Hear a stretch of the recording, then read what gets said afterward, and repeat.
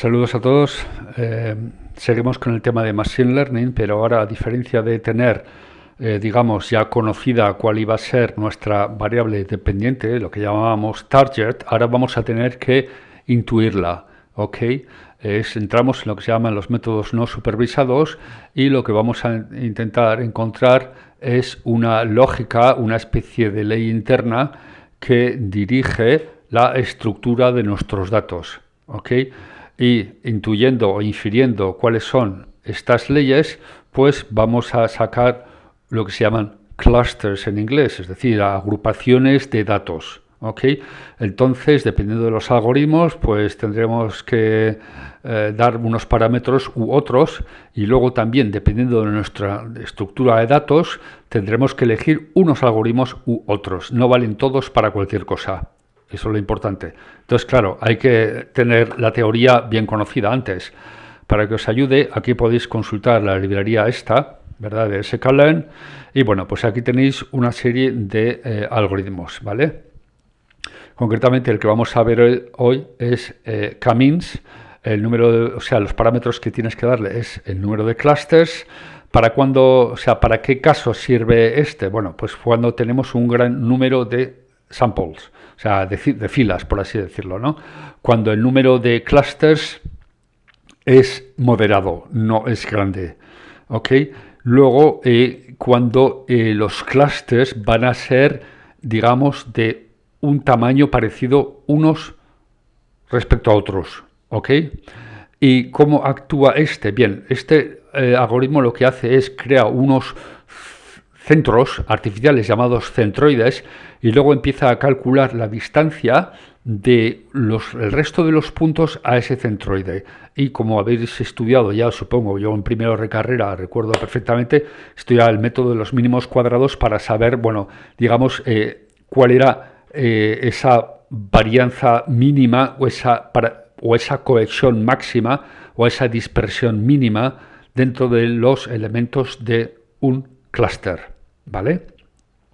Con lo cual, solamente ya con esta explicación, aquí tenéis la fórmula del método, la suma de los mínimos cuadrados, podéis imaginar que el k-means sería adecuado para clústeres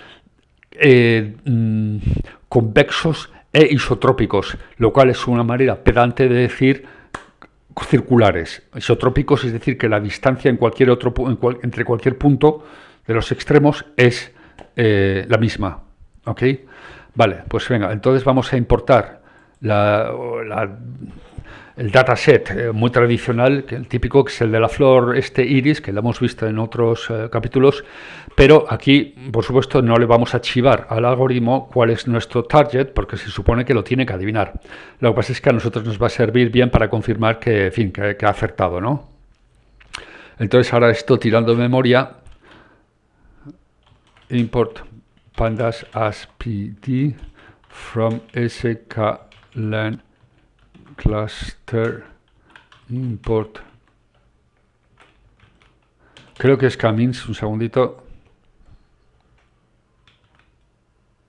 sí, o sea, no sabía si tenía más apellido, from matplotlib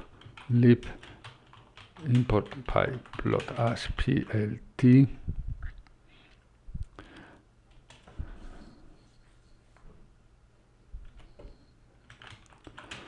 from sklearn datasets import load iris. Y yo creo que ya está todo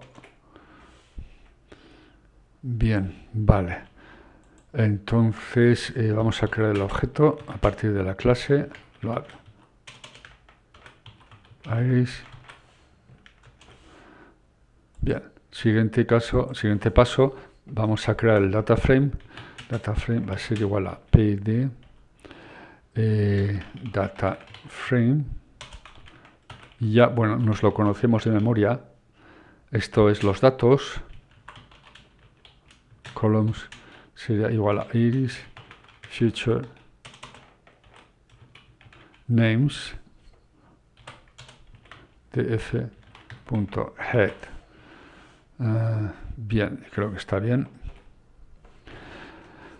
Vale, entonces, ahora, el siguiente paso, como recordáis de aquí, lo primero que nos pide es el número de clusters, ¿ok? O sea que antes de lanzarnos a hacer nada, tendríamos que saber, pues, cuántos clusters.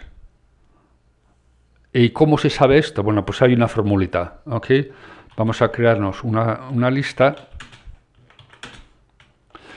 Yo esto lo hacía allá por el año 2003, cuando el tema de bioinformática estaba básicamente en mantillas y no existían todas estas librerías tan fáciles. Así que lo que teníamos que hacer era aplicar las fórmulas, en fin, era un trabajo tremendo.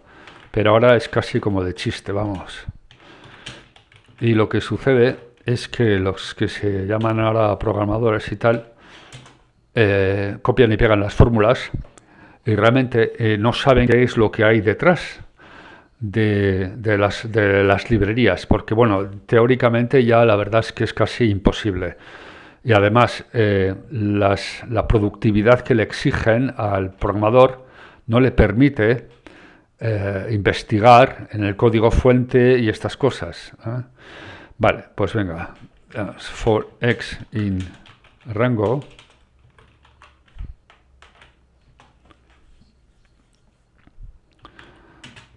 Va a ser igual. Camins, o sea, lo que estáis viendo, lo que estoy haciendo ahora es crear diferentes instancias de la clase Camins, ¿ok?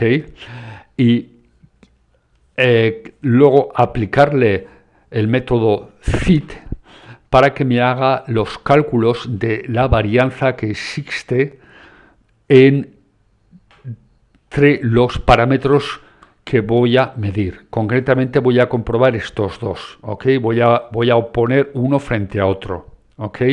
Entonces luego lo voy a lanzar a un gráfico y en ese gráfico podré encontrar un punto de inflexión que me diga cuál es la suma de los mínimos cuadrados, ¿ok? Que me he referido antes, ¿vale?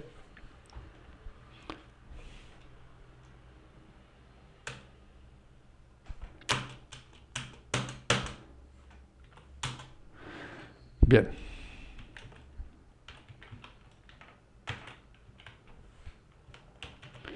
Y ahora esto aquí, la verdad es que yo no recomendaría nunca que hagan esto, me refiero a lo que han hecho los autores, de ponerle ese título tan, porque es un fastidio luego copiar y trabajar con eso. Y además que si son varias palabras sueltas, pues luego te equivocas en las distancias, etcétera. Es un asco. Es mejor que sea una sola palabra.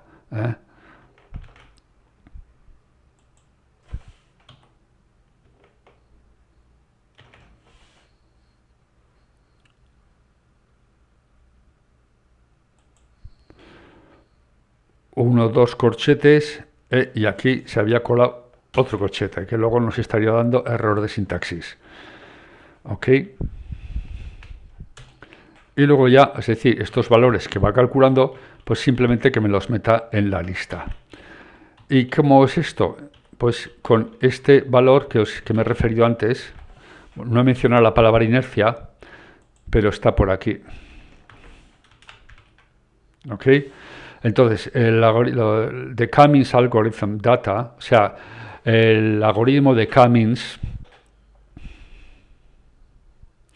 agrupa los datos intentando separar los ejemplos en n grupos de varianza idéntica, minimizando un criterio conocido como la inercia o, digamos, within cluster, es decir, la suma de los mínimos cuadrados dentro de cada clúster. Es lo que os he dicho, dentro de cada clúster hay un centroide y luego pues tú puedes lanzar flechitas, desde flechitas metafóricamente hablando. Al final lo que vas a hacer es restar las distancias que hay entre las coordenadas de cada elemento a ese centroide.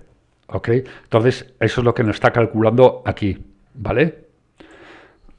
Bien, a ver. Cuestión que no quiero, me fastidia mucho que me saque un error, aunque luego lo corrijas inmediatamente. Petalwind. Bueno, yo creo que está bien.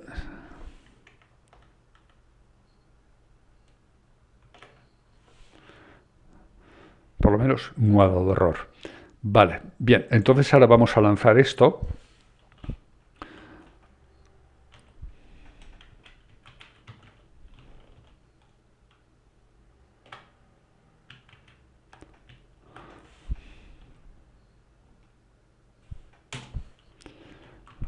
Lo que hacemos ahora es con lo que estáis viendo, obviamente, suma de los errores al cuadrado. Lo que estoy haciendo es ponerle el nombre, la etiqueta a las ordenadas y a las abscisas, o abscisas y ordenadas, por el orden este, ¿vale?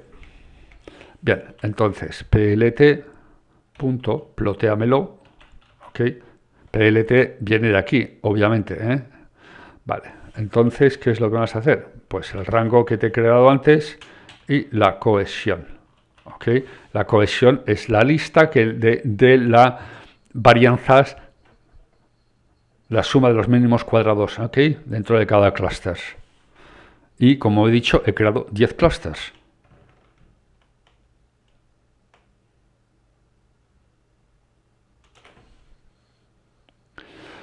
Muy bien. Vale, pues perfecto, ya lo veis aquí, tenemos este mínimo, ¿verdad? Este es el mínimo de inflexión y luego, como veis, a partir de eso vaya básicamente tiende a cero, pero no lo queremos cero, porque si no, al final tendríamos casi tantos clústeres como elementos y eso no es ningún misterio, ¿vale? O sea, que nos vamos a quedar con el 3. Muy bien, vale. Entonces ahora, ya que sabemos que son 3 clústeres, pues ya con este conocimiento podemos empezar ya a aplicar la fórmula, ¿ok? Entonces, podemos tener km es igual a k means, ¿ok? Clusters igual a 3, ¿ok? Lo cual era una incógnita, esa en clusters era una incógnita, ¿vale? Entonces, voy a llamar predicción, va a ser igual a km.fit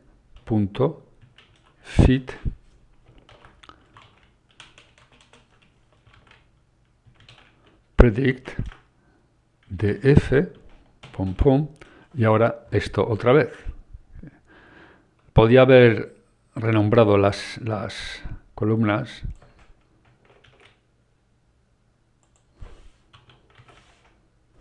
pero eso también requiere tiempo y fastidia.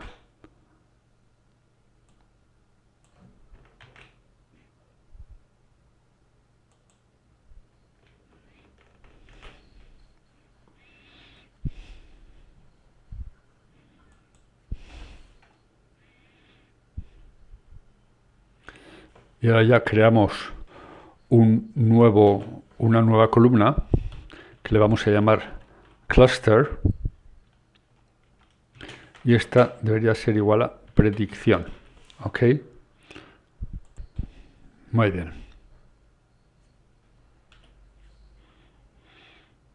Bien, vamos a ver cómo se ha quedado entonces el data frame, por lo menos por ahora.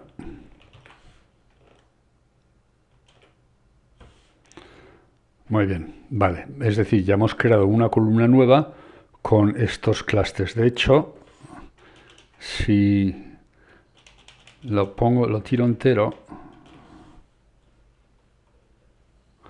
como veis, tenemos el 1, 0, 2. O sea, aquí faltan, no los pone todos. Ha pasado, o sea, se ha dejado, como veis, del 29 al... o sea, del 29 al 119, por lo menos estos, pues nada, se ha dejado ya 50. Vale, por no tirarlos todos, perfecto. Entonces, como veis, 3 clústeres, ¿vale? Que corresponderían, de hecho,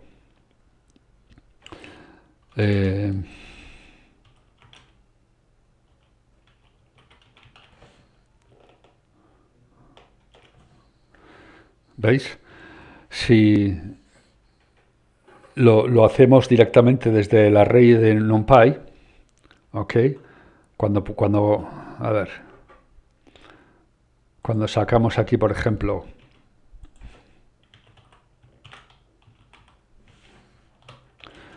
¿ok? aquí nos da los diferentes elementos que compone este dataset. Entonces el target viene a ser los clusters en realidad. Así que los clusters que hemos sacado de aquí, de aquí, ¿ok? Coinciden con los que, esto es lo que sería la variable independiente target, o sea que ya estamos en el perfectamente buen camino. Es decir, ya hemos detectado correctamente ya los clusters. Lo que pasa es, como digo, esto se supone que tú no lo vas a saber a la hora de hacer tu dataset. Entonces tendrás que lanzarlos a un plot y es lo que vamos a hacer ahora, ¿ok? O sea que a partir de estos clusters vamos a crear sus correspondientes data frames, que si son pocos los podemos hacer manualmente, si no pues entraríamos en un loop, ¿vale? Bien, entonces tenemos df1, no, df0,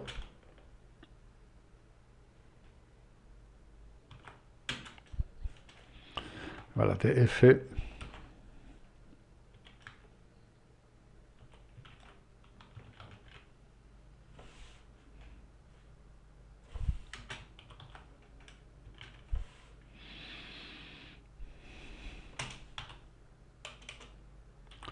cero,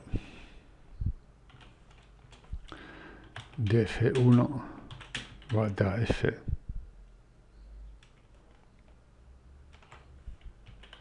df cluster igual a 1 y df2 igual a df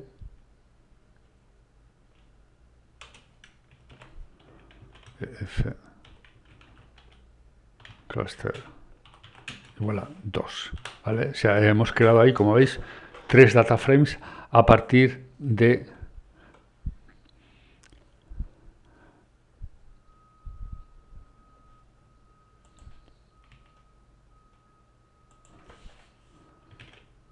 esta columna, ¿ok? A partir de esta columna, ¿vale? Vale, bien. Entonces ahora, pues ya que tenemos los data frames, pues básicamente repetimos lo mismo que hemos hecho antes. Plater, scatter, df1,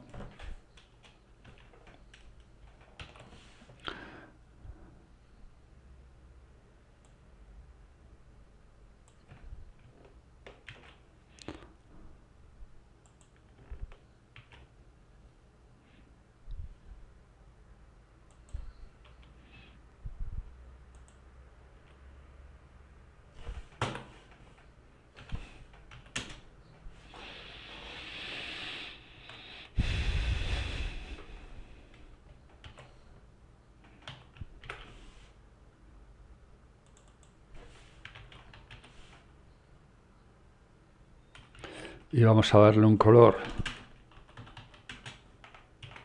por ejemplo, green, ¿vale? Y aquí, bueno, copiamos esto, bomba y bomba, ¿ok?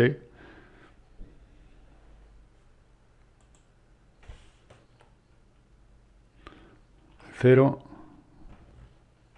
el 1 y el 2, ¿ok?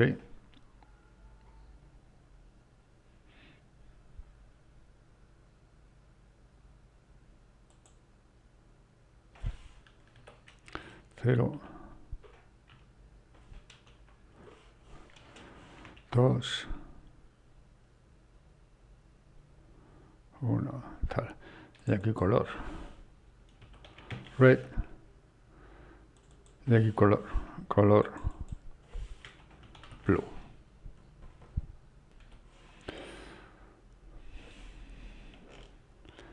Vale.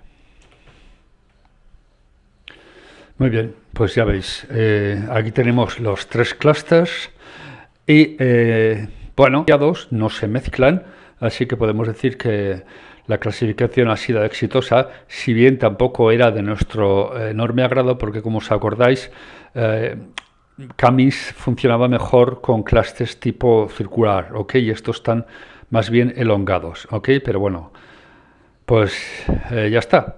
¿Ok? Así que, claro, ahora luego sería decir, imagínate que estamos en una investigación de mercado, ¿no? Y tenemos los clientes agrupados por tres grupos. Lo habíamos utilizado como parámetros, por ejemplo, pues su lugar de residencia, ok, igual el distrito de la ciudad, sus ingresos, su origen étnico. Entonces luego pues podemos decir, bueno, ¿qué es lo que ha hecho que estos clientes se agrupen entre sí? Ha sido el origen étnico, ha sido el esto, ha sido el cual, de tal manera que a cada uno podemos ir ofreciéndoles distintas cosas según su valor, sí, según su capacidad de adquisición, etcétera. Muy bien, pues un saludo y hasta la próxima.